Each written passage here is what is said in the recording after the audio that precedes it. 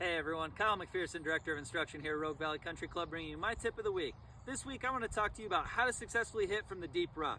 The most common thing I see people struggling with when they find themselves out in the deep grass is consistent contact and distance control.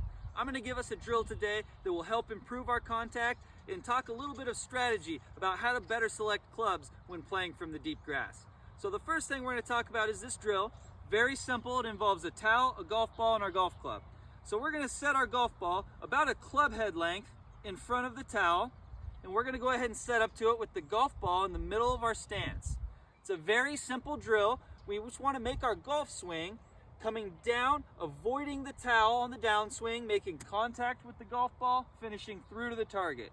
If we can consistently hit the golf ball without hitting our towel, it's going to improve our contact and cause our plane to be a little steeper, which is going to help us when coming out of the deep grass. So the second thing I want to talk about is club selection. When you're playing from the deep rough, don't hesitate to take one higher lofted club than you normally would be hitting. So if you would normally be hitting a 7-iron from that distance, take an 8-iron. The added loft is going to help cut through that grass and get the ball carrying farther in the air so that it gets closer to your intended target. If you're playing a shot farther away from the green, instead of taking a fairway wood, use a hybrid or a higher lofted fairway wood such as a 7 or a 5 wood. These will help cut through that grass, get the ball higher in the air so it carries closer to our intended target.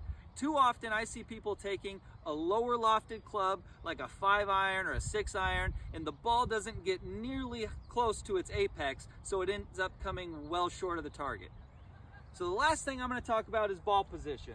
When we're hitting from the deep rough, I want to make sure we're keeping that ball in the middle or even just a little bit ahead of middle in our stance.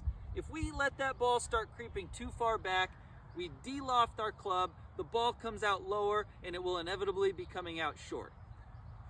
So full speed now should look something like this.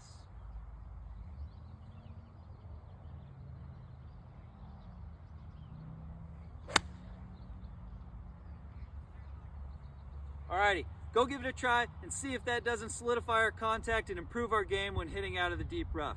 Cheers, everyone.